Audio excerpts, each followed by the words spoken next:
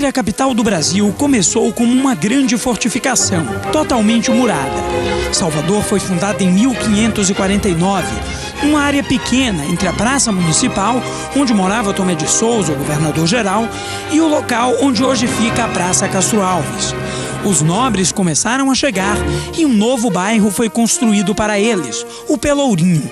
Os casarões, alguns com mais de 400 anos, permanecem até hoje, como a primeira faculdade de medicina do Brasil.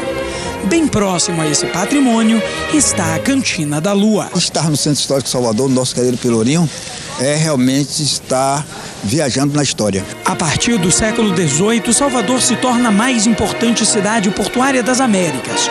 Surgem os grandes armazéns, o Mercado Modelo e o Elevador Lacerda, o primeiro do mundo nesse estilo, ligando a Cidade dos Nobres ao centro comercial. Para Jorge Amado, esta era a cidade da Bahia, a Salvador mais verdadeira. Opinião compartilhada até hoje por historiadores e antropólogos. A carta postal da cidade, a imagem pública da cidade, a imagem que ficou no imaginário brasileiro, é essa imagem dessa cidade. Se você olhar toda a iconografia de Salvador, é a iconografia da cidade de Salvador vista pelo mar. Os viajantes chegavam pelo mar e aqui viam. Nos anos 50, o limite da cidade era o bairro boêmio do Rio Vermelho. Foi quando Salvador começou a crescer para o norte. Surgiu a Pituba, com suas ruas mais largas e prédios residenciais. A partir daí, o crescimento foi muito mais rápido. Nos anos 70 é construída a Avenida Paralela e Salvador começa a se tornar uma das maiores metrópoles do país. No Corredor da Vitória, os casarões clássicos passaram a dividir espaço com os edifícios de luxo. Bairros como Barra e Rio Vermelho ganharam contornos residenciais. E o comércio, antes restrito ao centro da cidade, foi para a Avenida Tancredo Neves, onde ruas, avenidas e arranha-céus desenham a Salvador de amanhã. A partir da metade do século XX, com o boom rodoviarista da economia do automóvel, baseada na indústria automobilística, aí é que, com a industrialização moderna, Salvador vai se expandir de uma forma mais acentuada. Uma cidade sem dúvida mais urbana, com alguns conflitos, com seus altos e baixos, mas ainda sem perder a beleza da cidade da Bahia.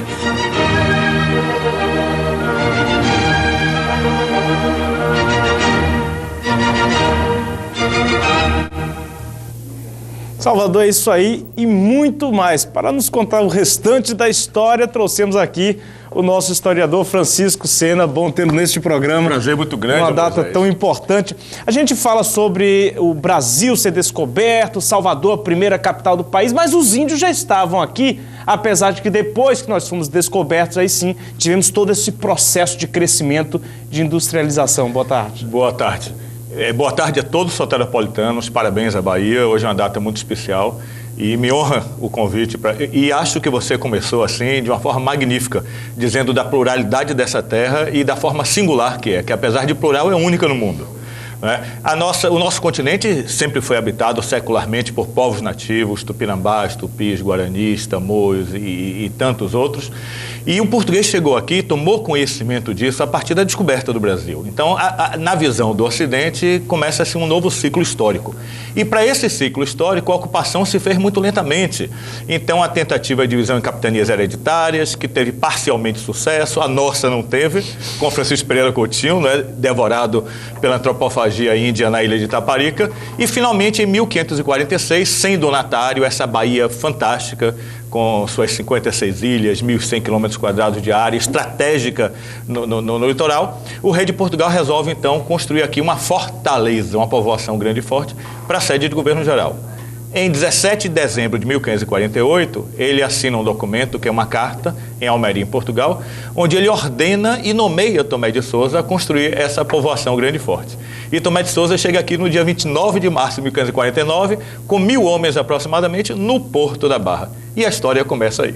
Bom, a partir daí, a influência de escravos, de portugueses, holandeses, índios. Sim, vários povos. Salvador se transformou não só na capital da América Portuguesa, não só na cidade de Fortaleza, mas num grande entreposto comercial e também sede da Igreja Católica no Brasil.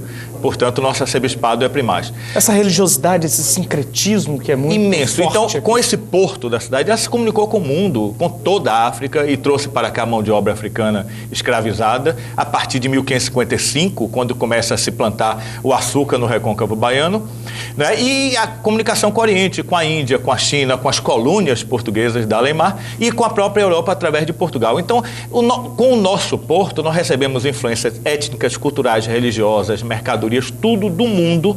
Aí a cidade de São Salvador. São Salvador, Bahia de São Salvador. Itaigara, bairro nobre próximo à orla. Aqui os moradores vivem como se estivessem na Noruega, país rico da Europa. A renda média mensal é de R$ 2.136. Fazenda Coutos, subúrbio ferroviário. O cenário lembra a África. Os habitantes ganham, em média, R$ 81 por mês. Duas faces de uma mesma cidade. Uma pesquisa do Programa das Nações Unidas para o Desenvolvimento revela: se Salvador fosse um país, seria o segundo mais desigual do mundo. Só perderia para a Namíbia, país africano. As diferenças também estão no mapa. A maior parte dos pobres mora no subúrbio ferroviário, ao norte da Baía de Todos os Santos. A mais rica, ao sul. Em Salvador, as distâncias sociais são grandes, mas nem sempre ricos e pobres estão longe uns dos outros. Em muitos bairros, essas populações de realidades tão distintas convivem lado a lado. Na Barra, em Ondina e no Rio Vermelho, favelas se misturam aos prédios de luxo. Salvador pode ser denominado como uma cidade das desigualdades. Nós temos uma Salvador bonita na orla e nós temos uma Salvador escondida que turista nenhum a vê. Salvador das Cajazeiras, da Mata Escura, da Fazenda Grande, de Sussuarana, Engomadeira. Essa é uma Salvador diferente. Um Salvador que não vê o mar, Salvador que não tem a mesma paisagem que daquela Salvador que se diz: sorria, você está na Bahia, Bahia, terra da felicidade e coisas desse tipo. Eletricidade como na Cinderela, carruagem volta a ser abóbora na favela, o carro alegórico some e volta as sobras, sobra de feira, sobra de terra, sobra de chão, sobra de lama, sobra de bala perdida e sobra de... E amanhã, no aniversário de Salvador, você acompanha a última reportagem especial dessa série. E o Bahia... Aí a cidade de São Salvador. São Salvador, Bahia de São Salvador.